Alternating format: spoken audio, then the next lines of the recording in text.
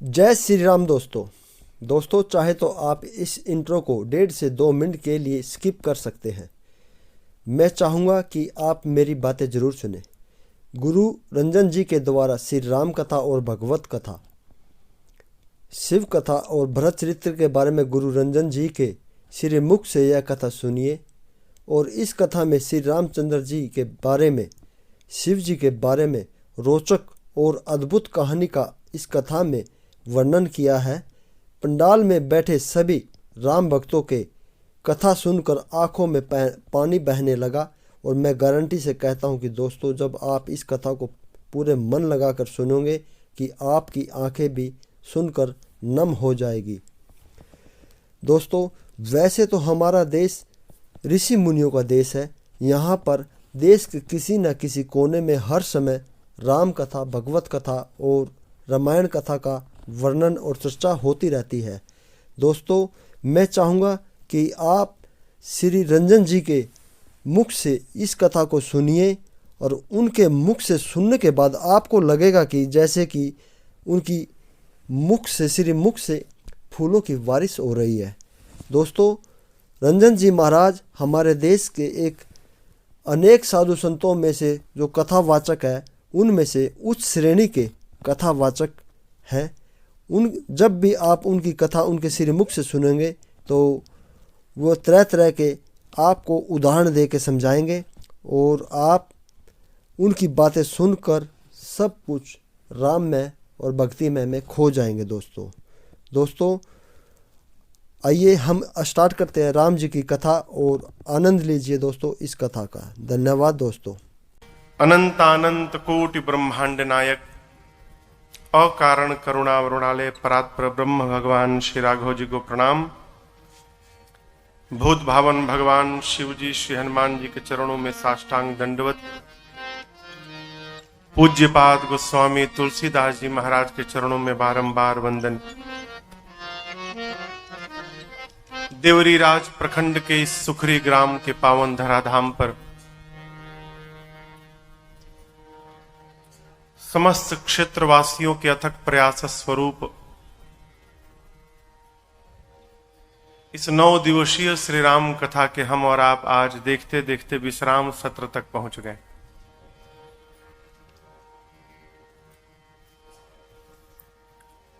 आयोजन में तन से, मन से, धन से लगे हुए समस्त क्षेत्रवासी नित्य की भांति यजमान के रूप में आदरणीय श्रीमान जलधर नायक जी एवं श्रीमती डिग्रीमती नायक जी, रायपुर से उपस्थित हमारे बड़े भैया श्रीमान शैलेश मिश्रा जी, विष्णु बाबू, हमारे शक्ति से आए बाबू शरद जी सपरिवार, आज बिलासपुर से हमारी सबकी मौसी जी श्रीमती मंजुला शर्मा जी और जितने लोग यहाँ उपस्थित भय हैं, बाबू जी बेमेतरा से आए हैं, दूर दूर से लोग आए हैं। उपस्थित समस्त भगवत कथा रसक वृंद, माताएं, बहनें, हमारी अपनी ये बाल मंडली। कल कथा हम और आप कहाँ विराम किए थे, कुछ स्मरण में है आपके? कहाँ पे बताइए। हाँ, सुग्रीव का राज्याभिषेक हो गया था। हम पूछ रहे हैं कहाँ विराम किए थे? बताओ। हाँ, प्रवर्षण पर्वत पर। भगवान प्रवर्षण पर्वत पर चतुर्मास व्यतीत कर रहे हैं। चतुर्मास में साधु संत लोग, चतुर्मास का समय होता है वर्षा ऋतु। वर्षा ऋतु में महात्मा लोग, साधु लोग चतुर्मास बिताते हैं, अर्थात एक स्थान पर रहते हैं। क्यों? बरसात में धरती पर कीड़े मकोड़े निकल जाते हैं, चलेंगे तो पांव के नीचे कीड़े मकोड़े आएंगे, इससे हत्या का पाप लगेगा। उससे बचने के लिए महात्मा लोग एक स्थान पर बैठ के भजन करते हैं चतुर्मास में। ये कारण है। भगवान प्रवर्षण पर्वत पर जाकर बैठ गए कुटिया में लक्ष्मण जी के साथ। अभी आज जिन चौपाइयों को हमने और आपने गुनगुनाया अभी थोड़ी देर पहले, वर्षों बाद मैंने गाया है चौपाइयों को, वर्षों बाद। ये जो चौपाइयां हैं, चतुर्मास के समय में भगवान जो प्रकृति को देख रहे हैं, लक्ष्मण जी से उसका वर्णन करते हैं। वर्षा ऋतु के बाद कौन सी ऋतु आती है?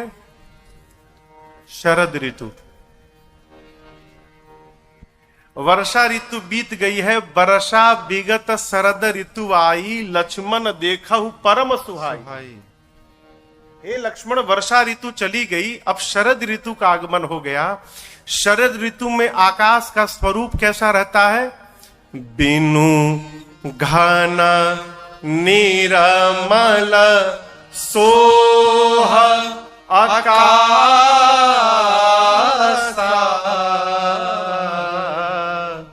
बिना बादलों के आकाश कैसे शोभायमान है?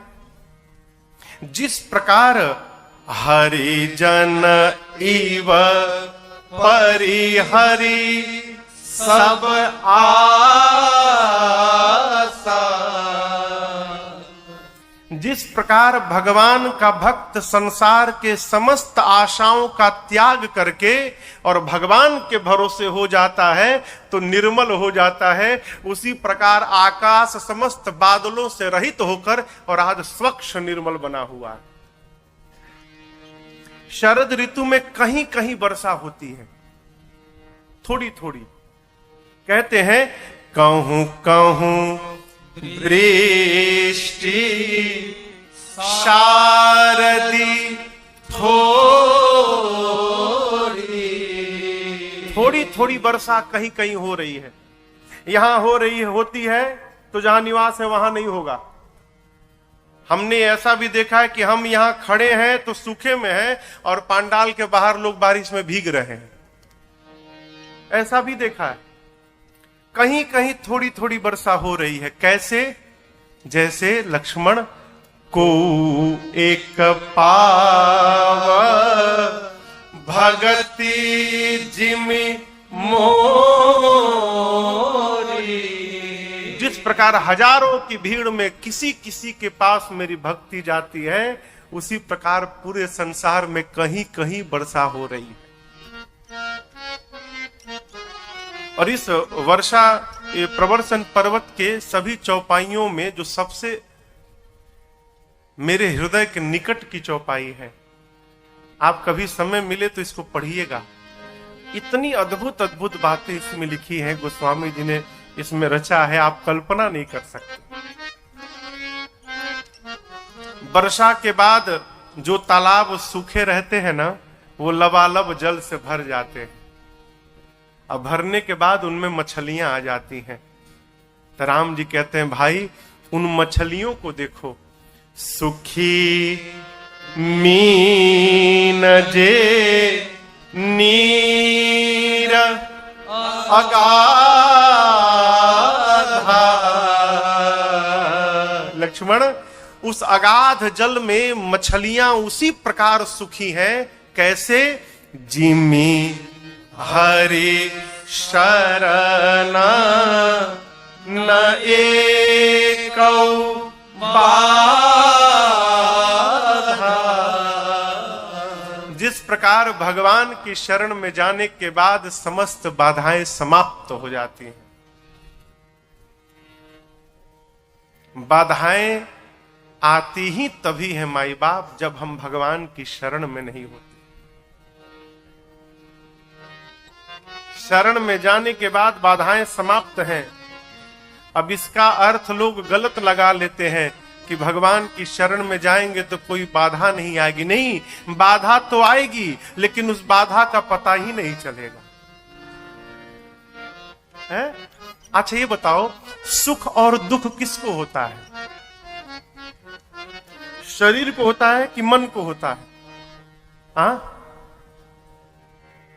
मन को होता है। सुख और दुख का संबंध हमारे मन से है।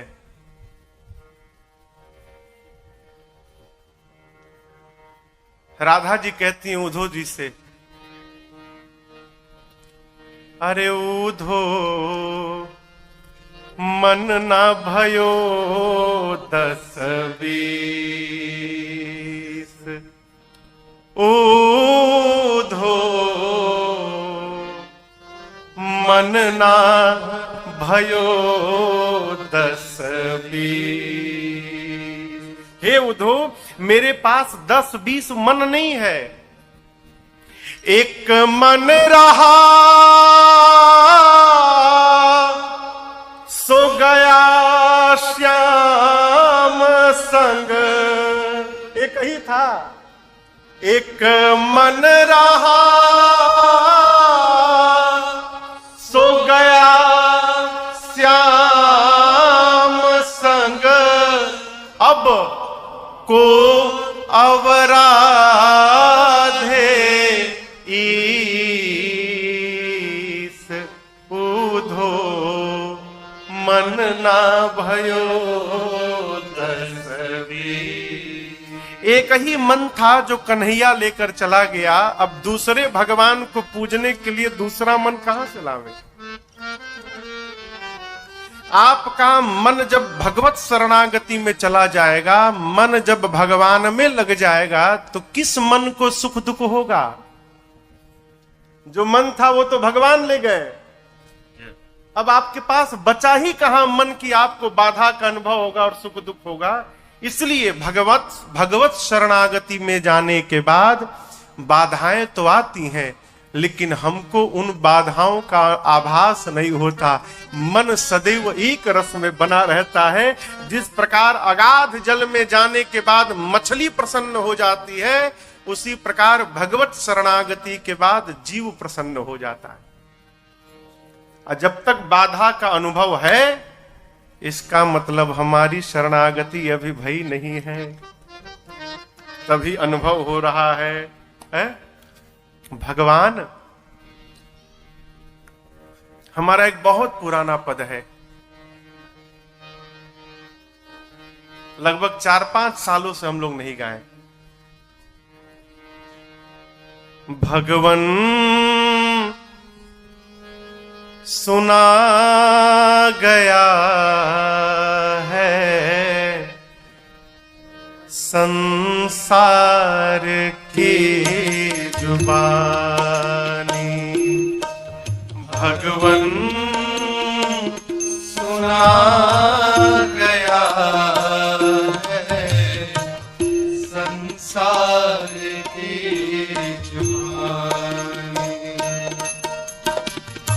प्रभु प्राण है जगत के, प्रभु प्राण है जगत के, सब जीव इनके प्राणी। भगवन सुना गया है संसार की जुबानी, भगवन सुना गया है संसार की जुबानी।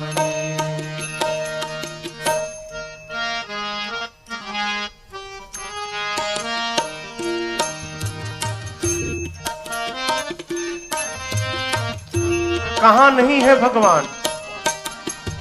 आंखों के सामने वो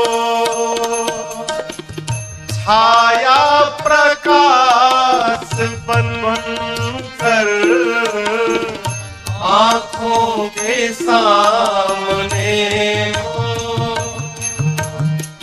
छाया प्रकाश बनकर, वो रम रहा है सब में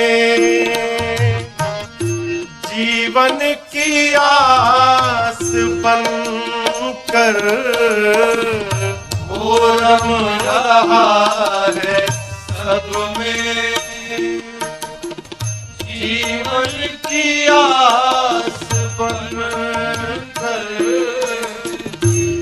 भीतर है बन के धड़कन, भीतर है बन के धड़कन, बाहर है बन के वाणी। भगवन सुना गया है संसार की जुबानी। भगवन सुना गया है संसार की जुबानी।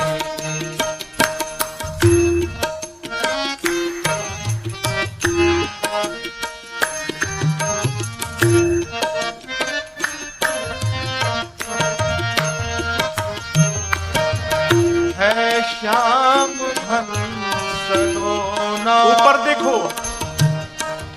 आकाश उसकी अलके, है श्याम घन सलोना। आकाश उसकी अलके, सोया हुआ है फिर भी दोनों खुली है पलकें। सोया हुआ है फिर भी दोनों खुली है पलकें। पलकें हैं जिनका आसन, पलके हैं जिनका आसन। ये दिल है राजधानी। भगवन सुना गया है संसार की जुबानी। भगवन सुना गया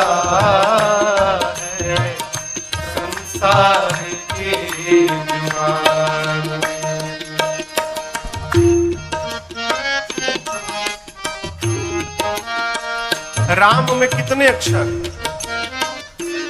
कितने अक्षर? दो। दो अक्षरों में राही कितनी भरी है शक्ति। दो अक्षरों में राही कितनी भरी है शक्ति। बस बस राम हो अधर पर, इतनी ही तो है भक्ति। बस राम हो अधर पर, इतनी ही तो है भक्ति। है मुक्ति की ये औषधि, है मुक्ति की ये औषधि। कहते हैं संत ज्ञानी। भगवन सुना गया है संसार की जुबानी। भगवन सुना गया है संसार की जुबानी। प्रभु प्राण है जगत के, प्रभु प्राण है जगत के। सब जीव उनके प्राणी। भगवन सुना गया है संसार की जुबानी। भगवन सुना गया है संसार की जुबानी। भगवन सुना गया है संसार की जुबानी।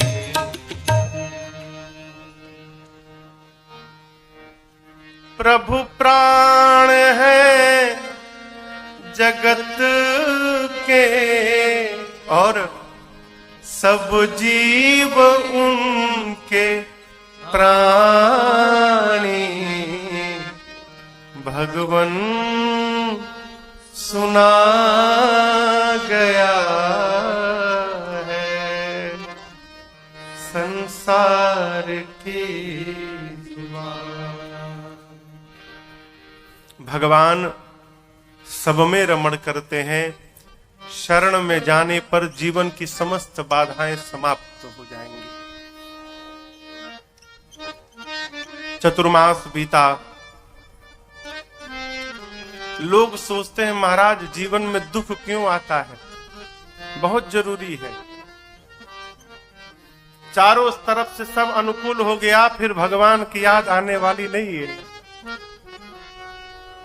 बाली को मारकर भगवान ने सुग्रीव को राजा बनाया, सत्ता लौटाई, पत्नी को दिलवाया, कोष दिलवाया, सुग्रीव का सब बढ़िया हो गया, भगवान को भूल गया।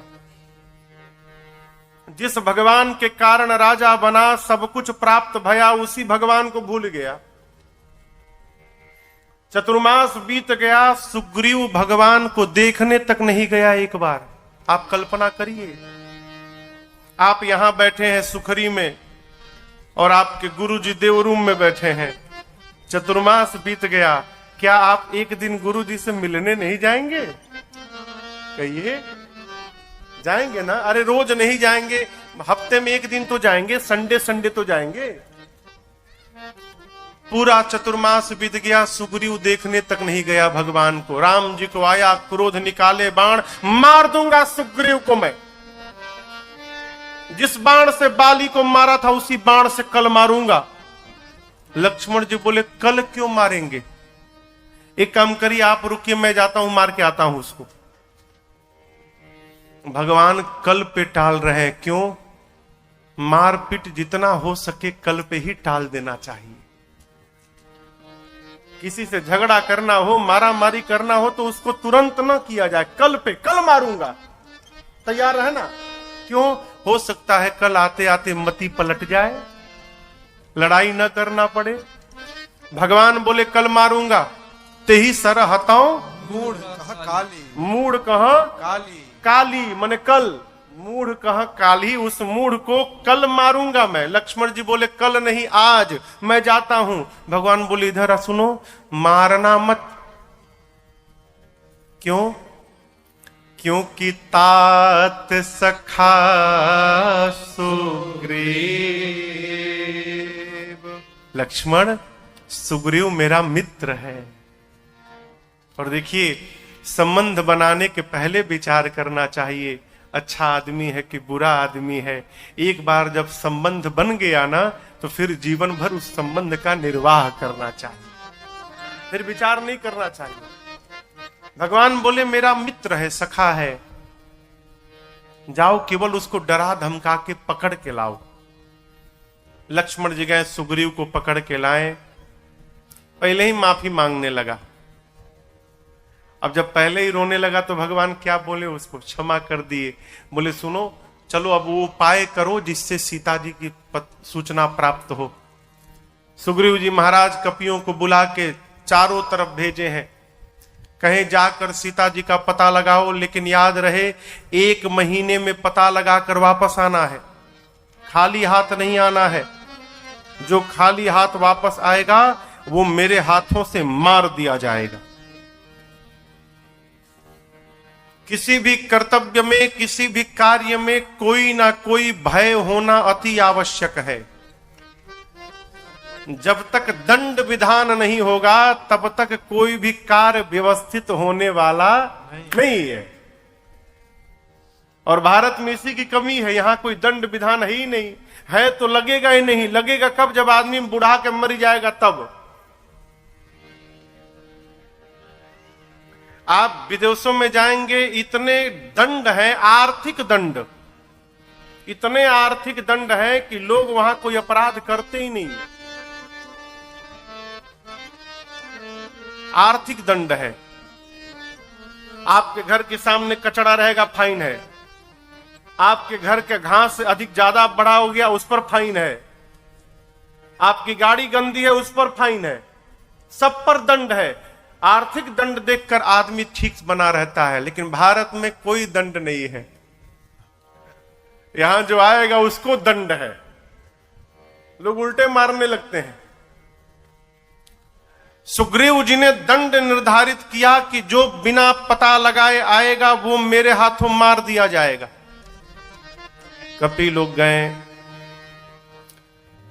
कपियों के जाने के बाद सेना में जो मुख्य सेनापति थे सुग्रीव जी के पास, कौन कौन? जामवंत जी, श्री हनुमान जी महाराज, अंगद जी, नल नील, द्विविध मयंद, सठ निसठ, इन सभी मुख्य सेनापतियों को सुग्रीव जी ने बुलाया और बुलाकर कहा, आप सब लोग मिलकर दक्षिण दिशा में जाइए। क्यों? जटायु जी ने राम जी से बताया था, लय दक्षिण दिशि गयऊ गोसाई, बिलपति अति कुररी की नाई। राम जी को, सुग्रीव जी को ये पता है कि रावण मेरी मां को लेकर दक्षिण दिशा में गया है, परंतु सुग्रीव जी ने यह भी नहीं बताया कि रावण ले गया है। कहा आप लोग दक्षिण दिशा में जाइए, सीता जी का पता लगाइए, लेकिन याद रहे नियम आप पर भी लागू है। 1 मास के भीतर आपको भी लौट के आना है।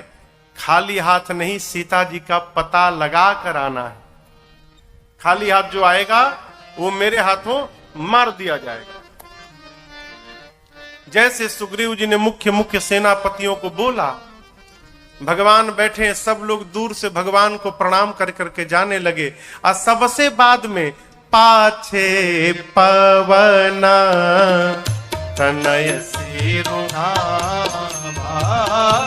पाछे पवना तनय सिरुनाभा, जानी काज प्रभु निकट बुलावा, जानी काज प्रभु निकट बुलावा। परसासीस सरोरुह पानी, परसासीस सरोरुह पानी, करमुद्रिका दिन जनु जानी, करमुद्रिका दिन जनु जानी, करमुद्रिका दिन जनु जानी। सारे लोग प्रणाम करके गए तो सबके जाने के बाद सबसे बाद में श्री हनुमान जी ने भगवान को प्रणाम किया दूर से। यहां दर्शन करिए, राम जी ने किसी को नहीं बुलाया, लेकिन जब श्री हनुमान जी महाराज प्रणाम किए ना, तो प्रभु ने हनुमान जी को अपने पास बुलाया, इधर आओ। क्यों? भगवान जानते हैं कि जा भले सब रहे हों, लेकिन कार्य तो मेरा हनुमान ही करके वापस लौटेगा। इसलिए प्रभु ने केवल हनुमान जी को बुलाया। हनुमान जी आकर प्रणाम किए, प्रभु ने सिर पे हाथ रखा। सिर पे हाथ रखने का अर्थ है अपना आशीर्वाद प्रदान करना। भगवान ने अपने संध्या की मुद्रिका, सोने की मुद्रिका जिस पर राम नाम अंकित था, निकालकर श्री हनुमान जी को दिया और कहा, हनुमान जी अनेक प्रकार से सीता जी को समझाइएगा, मेरे विरह बल को बताकर, और आप शीघ्रता से जाइए और उसी शीघ्रता से वापस आइएगा। जीवन में जब हमारा श्रेष्ठ हमको कहीं भेजता है तो फिर याद रखिएगा हम नहीं जाते, हमारे साथ श्रेष्ठ का वचन जाता है, फिर हमको कुछ नहीं करना, वो वचन ही सब करके चला आएगा। हनुमान जी को भगवान ने कह दिया कि जाइए और जाकर तुरंत वापस आइए। यही निश्चित हो गया कि हनुमान जी लंका में जाएंगे और हनुमान जी वापस आएंगे। श्री हनुमान जी को कोई रोकने वाला नहीं है। क्यों? क्योंकि भगवान ने कह दिया। इसलिए घर से निकलिए तो अपने श्रेष्ठ के मुख से आशीर्वाद लेके निकलिए। इसीलिए क्यों? जब आशीर्वाद लेकर साथ में जाएंगे ना, तो न होने वाला कार्य भी आशीर्वाद के प्रभाव से पूर्ण हो जाएगा। ये हमारी संस्कृति की मान्यता। प्रभु ने कहा हनुमान जी जाइए और पता लगाकर अब शीघ्र वापस आइए। राजनीति राखत सुरत्राता। अब यहां पर नीति समझिएगा। जिस सेवक को सब कुछ बताना पड़ रहा है उसके बाद वो काम पूरा कर रहा है, ऐसे सेवक की कोई आवश्यकता नहीं है। जब सब बताना ही पड़ेगा तो स्वामी स्वयं नहीं कर लेगा। जिसको इशारा मात्र दे दिया जाए और वो कार्य पूर्ण करके चला आए, वास्तव में यही सेवक के लक्षण होते हैं। उसी के नीचे चौपाई है, राजनीत राखत सुरत्राता। यद्यपि प्रभु जानता सब बाता। यद्यपि भगवान सब जानते हैं कि कौन ले गया, कैसे ले गया, लेकिन भगवान ने हनुमान जी को बताया नहीं। हनुमान जी महाराज कपियों को लेकर चले, एक गुफा के भीतर गए। सारे कपियों को लेकर स्वयं प्रभा जी बैठी थी तपस्या में। स्वयं प्रभा जी ने अपने तप बल से सारे कपियों को भेज दिया। कहां? समुद्र के किनारे। क्यों भेज दिया? हनुमान जी जाकर बोले सीता जी को ढूंढ रहे, मां मिल नहीं रही हैं। स्वयं प्रभा जी ने कहा कि आप सभी लोग आंख बंद करिए। हनुमान जी सारे कपि लोग आंख बंद किए। स्वयं प्रभा जी ने अपने तपस्या को उड़ेल दिया और हनुमान जी सारे कपियों के साथ क्षण मात्र में समुद्र के किनारे पहुंच गए। आंख खोले, समुद्र। सारे कपि लोग समुद्र के किनारे पहुंचे। आगे पानी। अंगद बोले आगे पानी में जाएंगे डूब के मर जाएंगे, पीछे बिना पता लगाए जाएंगे तो सुग्रीव मार देंगे। अब तो दोनों प्रकार से मृत्यु निश्चित है। हम न डूब के मरेंगे न सुग्रीव के हाथों मरेंगे।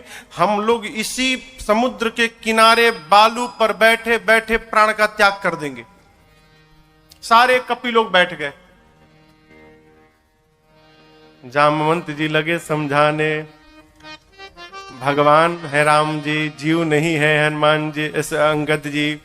राम जी अपनी इच्छा से अवतार लिए हैं, ब्राह्मणों के लिए, पृथ्वी के लिए, गौ मैया के लिए भगवान अवतार लिए हैं। भगवान अपना कार्य स्वयं करेंगे, हम और आप निमित्त मात्र हैं।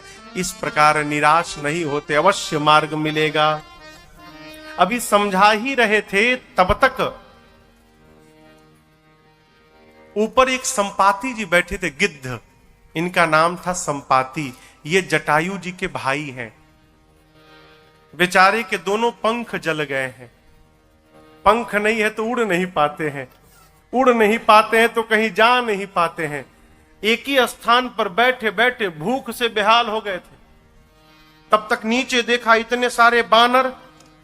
बानरों को देखकर संपाति जी बोले धन्यवाद धन्यवाद ब्रह्मा जी, इतने सारे बानरों को भेज दिया, आज सबको खा जाऊंगा, अपनी क्षुधा समाप्त कर लूंगा। अंगद सुने तो कहे प्रभु अभी अभी मरने की प्लानिंग हम लोगों ने बनाई, तब तक आपने मारने की व्यवस्था बना दी। एक ये गिद्ध है जो हम लोगों को खाने की बात कर रहे हैं, और एक जटायु गिद्ध थे जिन्होंने राम कार्य में अपने प्राणों की आहुति दे डाली। संपाति सुने जटायु। संपाति जी ऊपर से बोले कपियों से निर्भय हो जाओ, डरो मत मेरे से। अरे जटायु मेरे भाई थे, क्या हुआ मेरे भाई को? जामवंत जी ने पूरी कथा सुना दी।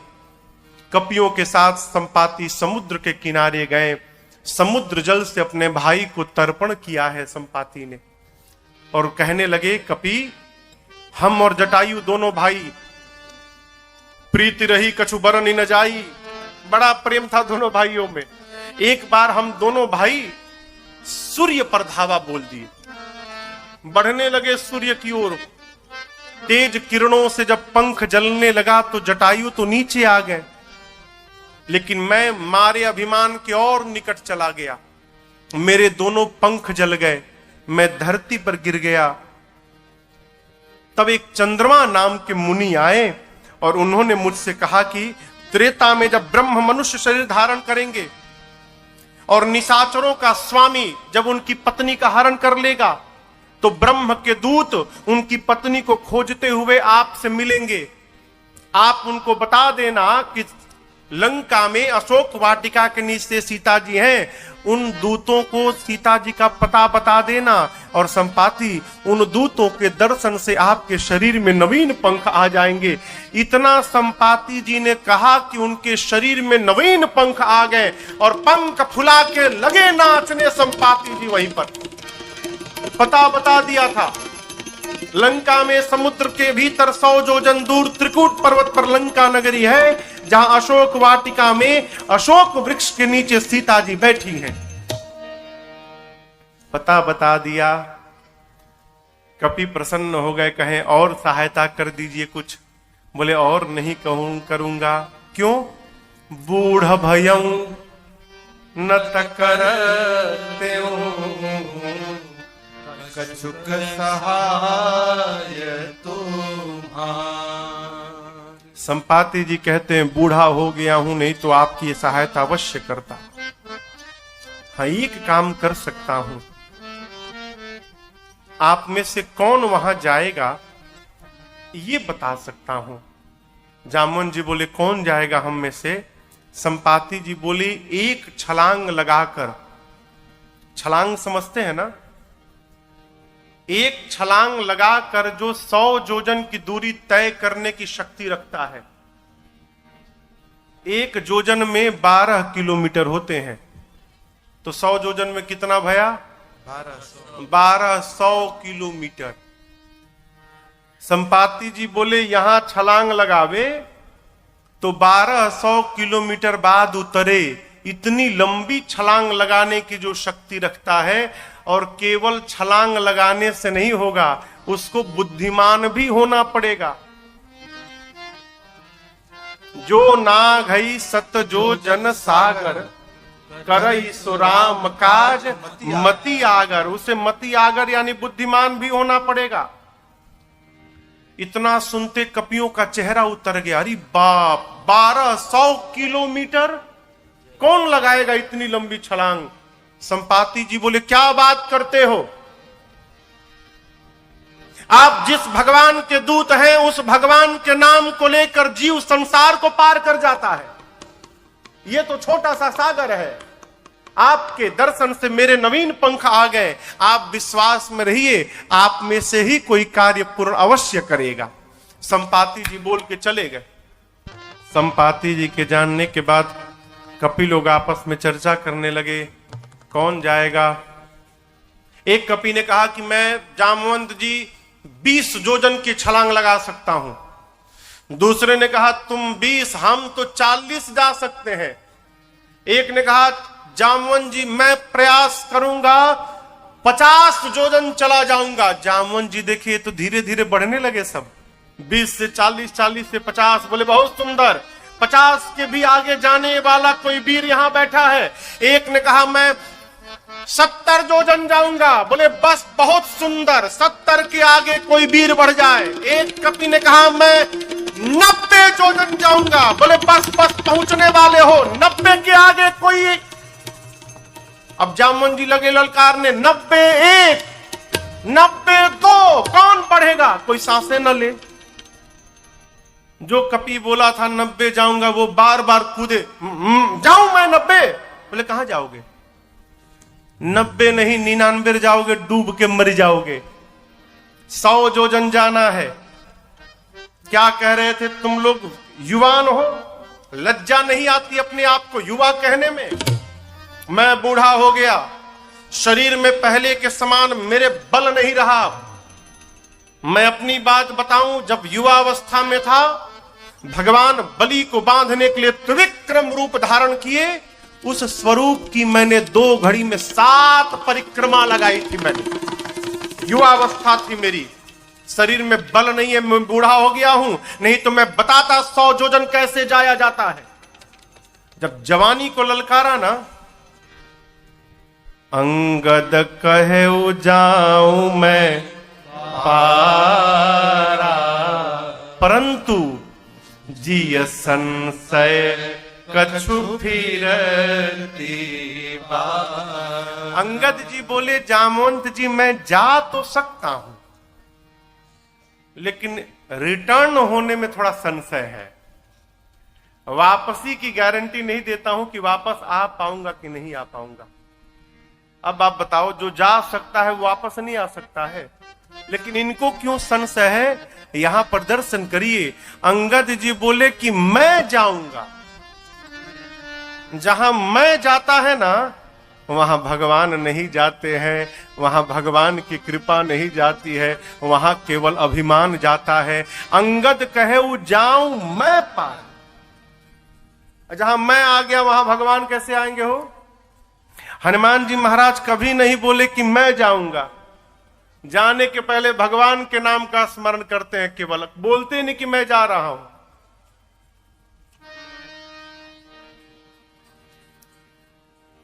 जामुन जी ने अंगद जी से कहा, नहीं नहीं जाना नहीं है, जाके वापस भी लौटना है।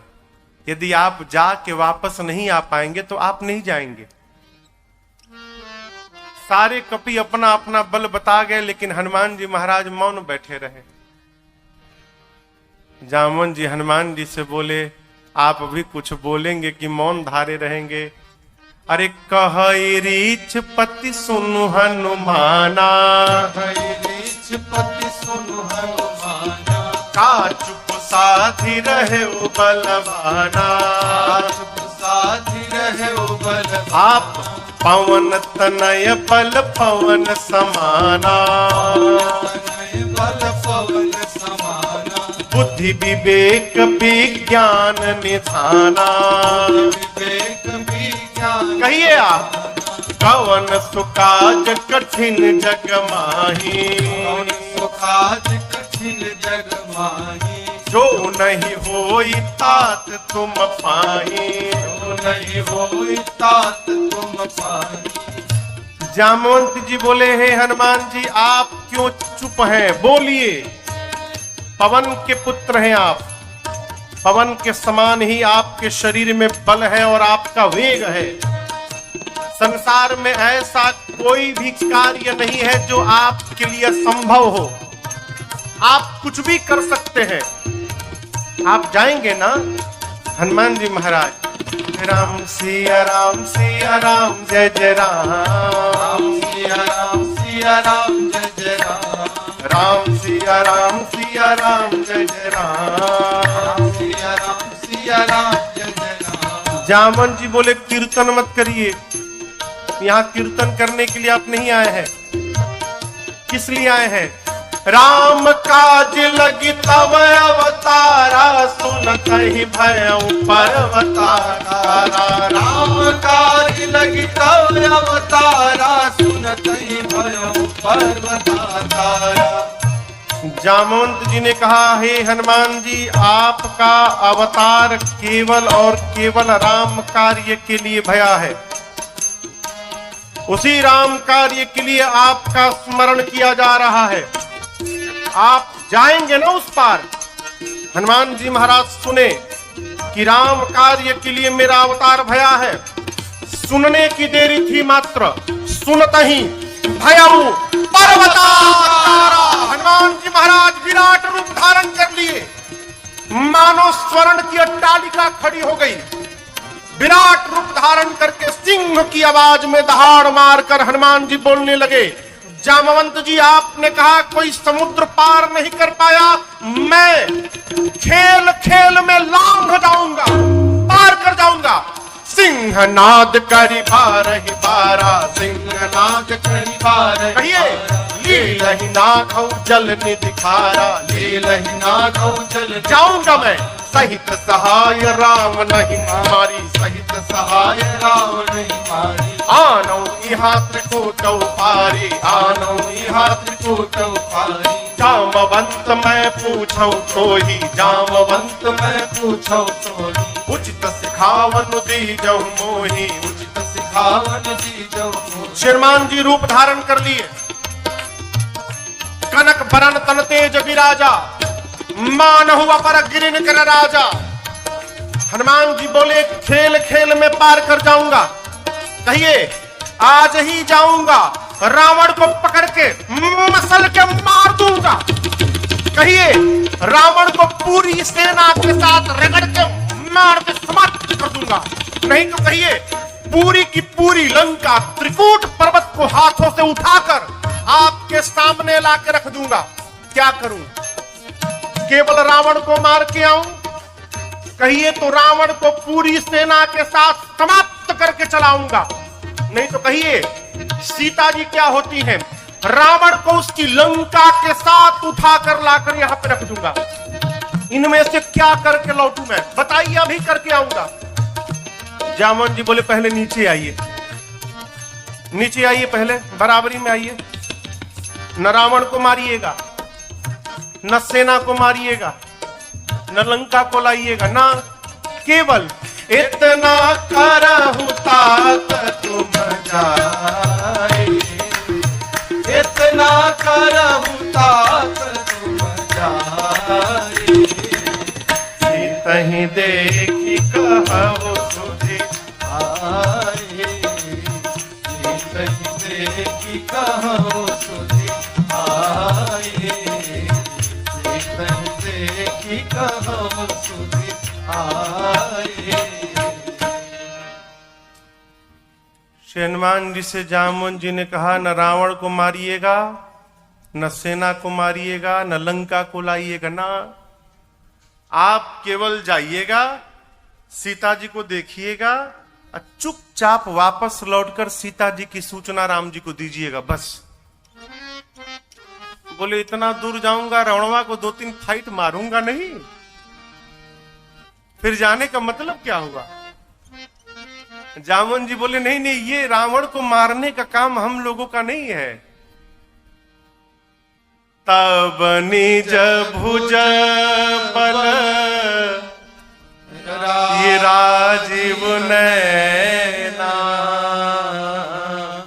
भगवान को वस्तुतः हनुमान जी हमारे आपके किसी की भी सहायता की आवश्यकता नहीं है। रावण को समाप्त करने के लिए भगवान के भुजाओं का बल ही पर्याप्त है। भगवान अपने भुजाओं के बल के भरोसे जाएंगे और हम लोग कौतुक लागी संग कपि सेना। हम लोग तो केवल कौतुक करने के लिए रहेंगे। कौतुक यानी खेल खेलने के लिए। जहां देखे राक्षसों को एक साथ टूट पड़ना है, इतने जोर से राम जी के नाम का जयकारा लगाएंगे, सारे राक्षस बहरे हो जाएंगे। हम लोग नाना प्रकार का खेल करेंगे। रावण को मारने का काम तो भगवान स्वयं कर लेंगे। हम लोग को साथ में चलना है। फिर प्रभु कपि से न संग संगारी से चल राम की दयानी है। त्रैलोक पावन सुजस सुर नार आदि बखानी है। जो सुनत गावत कहत समुझत परम पद नर पावई। जो सुनत गावत कहत समुझत परम पद नर पावई। रघुवीर पद पाछोज मधुकर साज तुलसी गावई। रघुवीर पद पाछोज मधुकर साज तुलसी गावई। हाँ सास तुलसी गावई। हाँ सास तुलसी गावई। जामन जी कहते हैं कपियों की सेना साथ में लेकर राम जी जाएंगे और राम जी निशाचरों का संहार करेंगे और राम सीता ही आनी है। राम जी ही सीता जी को लेकर आएंगे। भगवान के इस सुयश को नारद आदि मुनि तीनों लोक गाएगा। भगवान की कथा को जो नर नारी कहेंगे, गाएंगे, समझेंगे, सुनेंगे, वो अंत में एक न एक दिन भगवान के परम धाम के अधिकारी हो जाएंगे।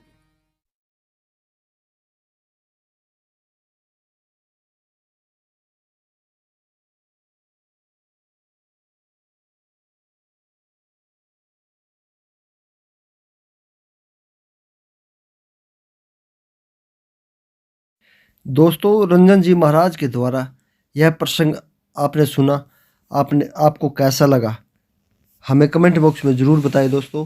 और अच्छे अच्छे और रोचक भजन, कथा, कीर्तन जो अगर आपने सुनने हैं तो हमें कमेंट बॉक्स में अपनी राय दें। जो भी आपको प्रसंग सुनना है दोस्तों, हमें कमेंट बॉक्स में ज़रूर बताएं। और यह प्रसंग, यह कथा श्री भगवत कथा और राम कथा, शिव कथा, रामायण कथा जो रंजन जी महाराज सुनाते हैं, वो उनकी आपको कैसी लगती है हमें कमेंट बॉक्स में ज़रूर लिखें दोस्तों। हम आपका इंतज़ार करेंगे और आपसे पुनः निवेदन करते हैं कि रंजन जी महाराज की जो कथा है वो पूरी सुना करें, ताकि आपको एक अच्छे विचार और अच्छा ज्ञान आपको मिले। यही हमारी कामना है, यही हमारा संदेश है कि रंजन जी महाराज के द्वारा जो ये कथा, जो विचार है, उनके घर घर तक जाए और पूरा विश्व राममय हो जाए। दोस्तों नमस्कार, धन्यवाद, जय श्री राम।